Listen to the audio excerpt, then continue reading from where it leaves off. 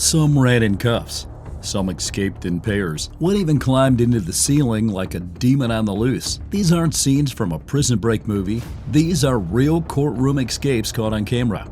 From a Satanist killer scaling a glass cage to a judge sprinting after fugitives in his robe, these moments will make your jaw drop. Nicholas Garrison.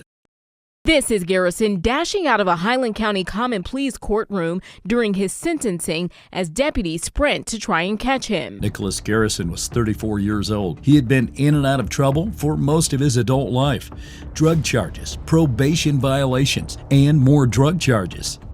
Garrison never seemed to find a way out. This time, he was in court in Greenfield, Ohio. He was being sentenced for felony drug possession and already had a history. This was going to send him back behind bars. That morning, Nicholas looked calm, quiet, almost too quiet. He stood there as the judge read out the sentence. 6 years, 6 more years of his life, gone. His face didn't change.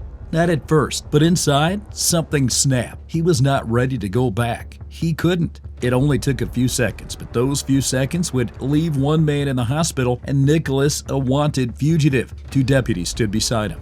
He was handcuffed, wrist pulled close to his waist. One officer held on to him lightly, still believing the man would accept his fate. After all, this was a courtroom. Who runs from a courtroom? Nicholas Garrison did. As one of the deputies turned his head, just for a second, Nicholas moved. Fast. He shoved forward. The cuffs were still on, but he ran. The officer reached out, but he was already too far. Nicholas kept running. Through the halls, past the waiting rooms, past stunned faces and lawyers frozen in place. He made it to the stairwell, down the stairs 2 at a time. He didn't look back. Outside the courthouse, the sun was blinding. He burst through the doors and vanished into the streets. Inside the courthouse, chaos. Someone screamed for help. A woman covered her mouth. "Call an ambulance!" Someone else yelled. Deputies rushed to the injured officer.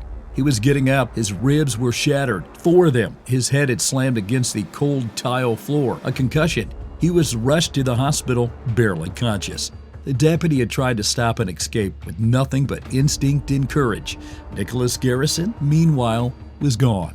I mean, that video is just something else. Garrison faced up to a year in jail and a fine of up to $2,500. If you know anything about his whereabouts, contact the Highland County Sheriff's Office. For 4 long days, the town searched. Police checked motels, bus stops, alleyways. They showed his face on TV. They knocked on doors. People were afraid. No one could believe someone would do this. Security around the courthouse was tightened. On the 4th day, they found him hiding in a small motel room just a few miles away. The arrest was quiet. No chase this time. He gave up, but the damage was done. His escape that gave him freedom had only made things worse. He was sentenced to 6 more years in prison, this time for escape. The injured deputy returned to duty after weeks of recovery, but he still carries the scars. And Nicholas Garrison, he became a warning, a story shared in courtrooms around the country. This is what can happen when a man sees no other way out and runs. But what happens when the chains come off before the trial even begins? Eddie Villalobos. It was an escape that put downtown Hillsborough on edge. Law enforcement fanned out across the city's core looking for an accused murderer who escaped custody at the Washington County Courthouse. It was a quiet morning in Hillsborough, Oregon. Inside a Washington County courthouse, people were waiting. Lawyers whispered. Deputies stood by. The judge was ready. On the schedule that day was a 28-year-old Eddie Villalobos. He was facing a second-degree murder charge.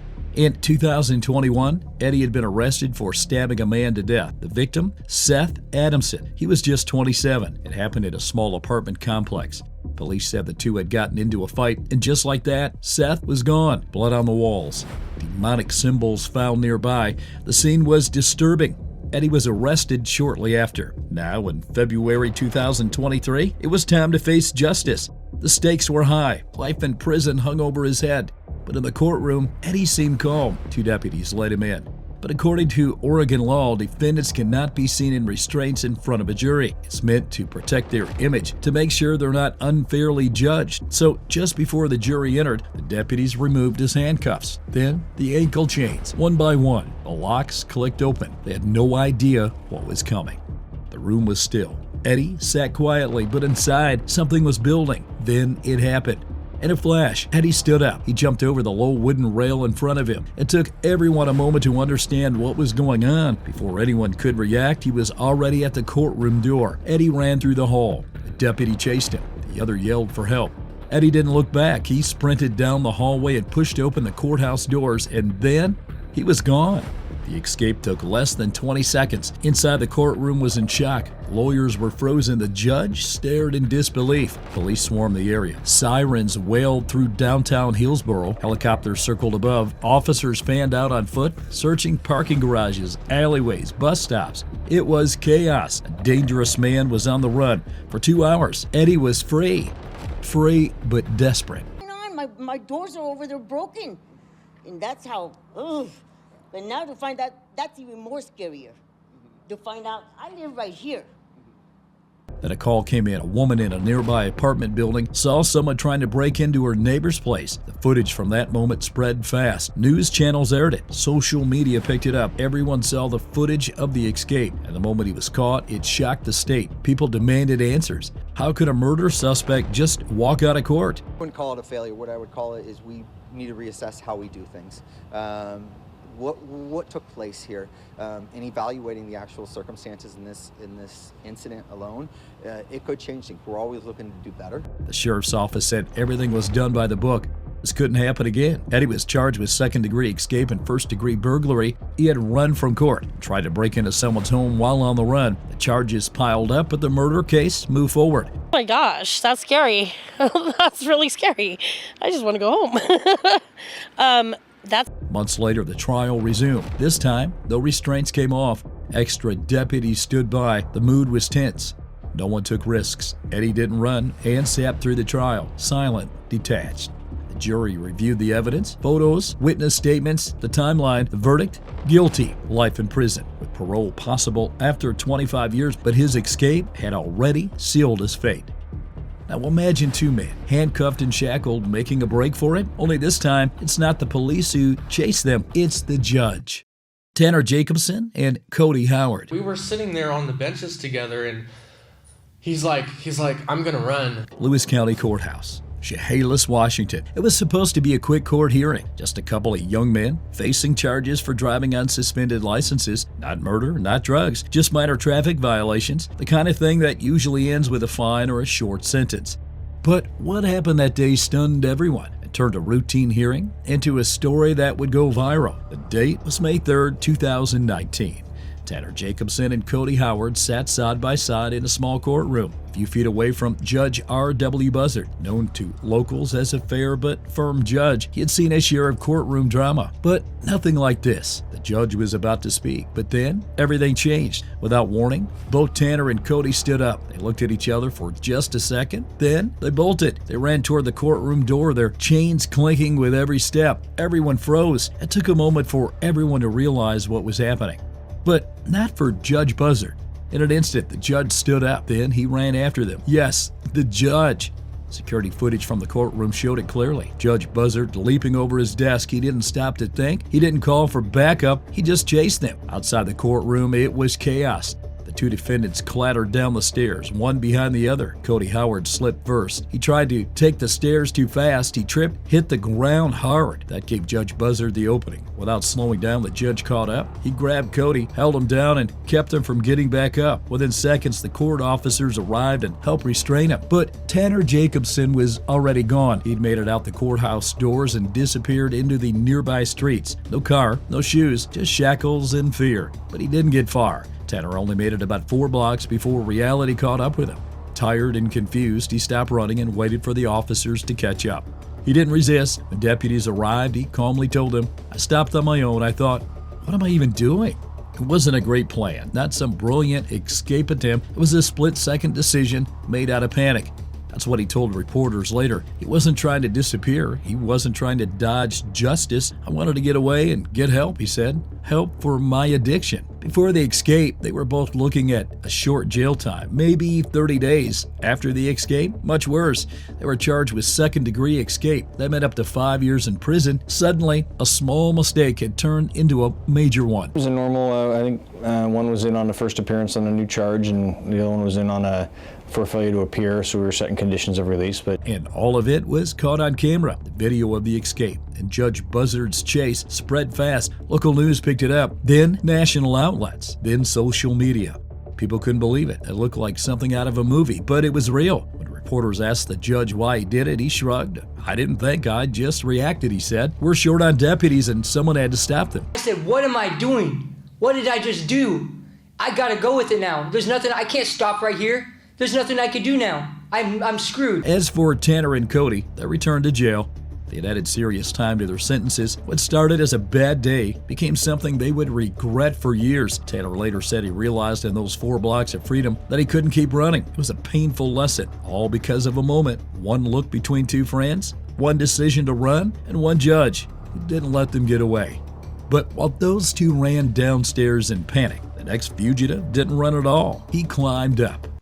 Leonid Grizzer.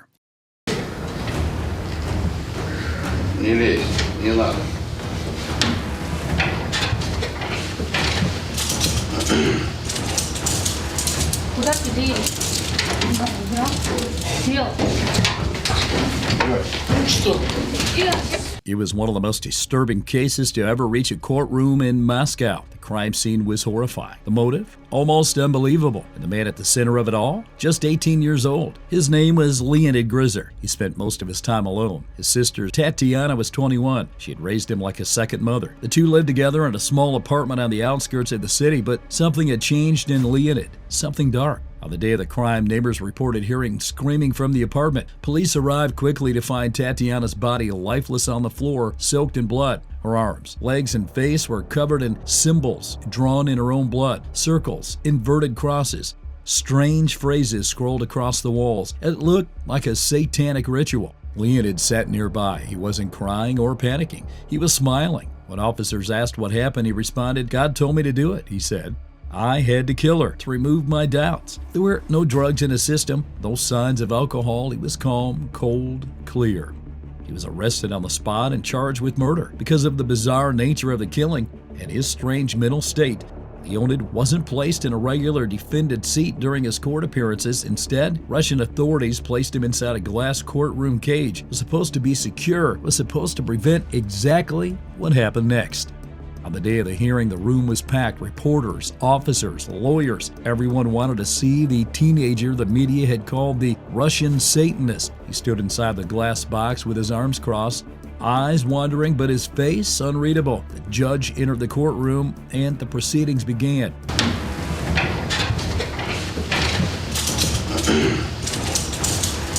Куда ты едешь? Дело. At first, everything seemed calm, but then Leonid moved. He slowly shifted toward one corner of the cage. His hands twitched. His eyes flickered up toward the ceiling. Then, suddenly, he jumped. In one fluid motion, he scaled the glass wall of the cage, grabbed onto the top bars, and started pulling himself up. People gasped. A few officers yelled, but no one moved fast enough. Leonid swung his legs upward, pushed open a loose ceiling tile, and began squeezing his thin body into the false ceiling.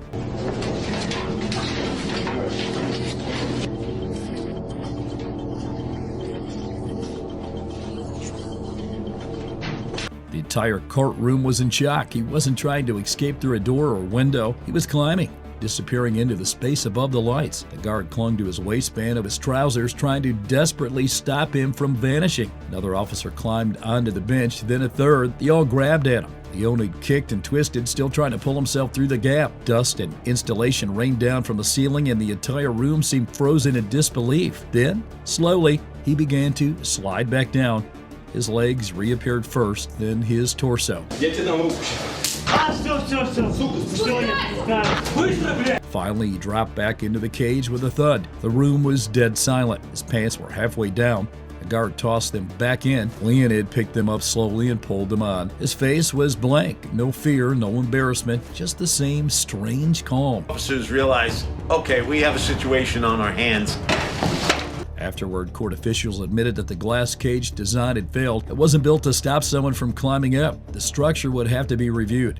The courtroom was supposed to be safe, but for one terrifying moment, it wasn't. Leonid underwent psychological evaluations again and again. He told doctors the same thing. He felt no guilt, no sadness. He believed his actions were right. Symbols he painted were part of a cleansing. He was ridding himself of sin, he claimed. Ultimately, the court ruled him mentally unfit for prison. Instead of a life sentence, Leonid Grisser was ordered to compulsory psychiatric treatment. Every 6 months, he would be reevaluated. He would remain locked in a secure mental health facility. The law had done what it could. But while Leonid tried to crawl his way into the ceiling, hoping to vanish into the darkness, Gerald Hyde II didn't climb, crawl, or even hide. He walked, calm, quiet, and right out the front door of a courthouse in Washington state. Gerald Hyde II. According to the timestamp, less than a minute later, the escape is on. Gerald Hyde II somehow gets away from the guards and runs out of the empty courtroom. Let's head over to Benton County Justice Center in Washington state. It was just another regular day in court. The kind of day where hearings happen, paperwork gets filed, and defendants are processed without much fuss. That morning, Gerald Hyde II had just been found guilty of possessing meth. His arraignment was over. Deputies were getting ready to escort him back to jail. Everything seemed routine, nothing out of the ordinary, but then something unexpected happened. Gerald didn't make a scene. He quietly slipped away from the deputies as if he were just stepping out to use the restroom. A few moments later, he re-entered the courtroom, but this time it was clear he had a plan. He removed his prison-issue shirt and wrapped it around his handcuffed wrist. With the cuffs now hidden and the uniform gone, he looked like an ordinary guy in a plain white t-shirt. No one would suspect a thing. He walked into the hallway, paused for a moment, looked around, and then suddenly took off running. And he ran through the courthouse. He kicked off his distinctive orange prison shoes. Now barefoot, he bolted through the halls, past the lobby, and straight out the front doors. Disappeared onto the street before anyone even realized he was gone. For 2 full hours, Gerald Hyde II was free. No cuffs, no shoes, just him on the open road. It was a clean, quiet escape, one that seemed more like a disappearing act than a breakout. Back at the courthouse, the mood shifted from calm to chaos. Authorities scrambled to figure out what had just happened. It wasn't every day that a man walked out of court like that. Eventually, police tracked him down. He was hiding at a friend's house not far away. There was no chase this time. He was taken back into custody without incident. The escape didn't last long, but it made an impression. It wasn't violent or dramatic. It was bold in its simplicity. Gerald Hyde didn't break through walls or fight off guards. He just walked out with confidence, timing, and a bit of nerve. And that's exactly what made it unforgettable. Gerald Hyde slipped out quietly. Meanwhile, Dwayne Cheney, he ran like a man with a plan and backup. Because when you're staring down a life sentence, you don't run alone. You bring the whole crew. Dwayne Cheney. I'm not remorseful, but I'm innocent. I just want to say sorry for your loss. And I, Dwayne Cheney, send my condolences out and pray that you guys find the perpetrator and your lives can move forward. We begin at the Milwaukee County Courthouse. It's a chilly morning. Inside, a murder trial is underway. The man on trial is 25-year-old Dwayne Cheney. He's accused of shooting Michael Prescott, allegedly right in front of Prescott's girlfriend, a woman who, by the way, used to date Cheney. Now, 2 years later, that same woman is about to take the stand. She's the prosecution star witness, and she's scheduled to testify the very next day. Cheney knows it. That's what makes what happened next feel more like a thriller than a trial. That's Cheney in the sweater vest, pacing outside the courtroom. He isn't in cuffs, he isn't behind bars, he's walking freely through the courthouse. Why? Because of a legal technicality. He had requested a speedy trial, and since the state couldn't accommodate the timeline, Cheney was released on a personal recognizance bond. House arrest? Yes, but no jail, just a GPS monitor around his ankle. Multiple cameras captured him calmly walking with his current girlfriend, Zuri London. There's no sense of panic, no hint that something big is about to happen, but trust he's planning something. After chatting briefly, the two split up. Zuri disappears down the hallway and Dwayne walks over to meet someone else, his father, Frank Kiles. Father and son exchange a few words, then quietly they slip out of the hallway, right out of the view. Moments later, Zuri comes back into the frame. She's on her phone. Her pace quickens. She's no longer calm. She's running now. Why? Because Dwayne Cheney has just made his move. He's removed the sweater vest. His GPS anklet still on for now. With his father by his side, he walks straight out of the building like he owns the place. Outside, he pauses at an intersection, turns his head, looks back, and there she is, Zuri London, catching up. Right on cue, a van rolls up. The trio piles in behind the wheel. Chaney's mother, Flora Gina Chaney. This isn't a solo escape, it's a family operation. Inside the van, Dwayne finally removes the GPS device and hurls it out the window. In his mind, he's no longer on trial, he's free. But here's the twist. His trial doesn't stop. The court proceeds without him. Without saying a word in his own defense, Dwayne Chaney is found guilty of murder. That fear and not being represented well and unfair, I ran like a coward. You did it intentionally. You did it to avoid responsibility. 3 days later, his freedom ends the same way it began. Quietly, U.S. Marshals find him hiding inside a garbage can less than 10 miles from the courthouse. He doesn't resist, he doesn't run, but he doesn't win either. Alongside the murder conviction, he's slapped with a new charge, bail jumping. And what about the people who helped him? His father, his mother, his girlfriend, all three were charged. The parents face felony charges for aiding the escape. Zuri is charged with obstructing an officer. All of them pleaded guilty. Their sentences range from 1 to 7 months. And as for Dwayne Chaney, he received what the jury had already decided: life in prison for the murder of Michael Prescott. There is no doubt that all of these circumstances, the aggravated character of the offenses, your poor character, all require the court to conclude that there is a very high need to protect the community from you.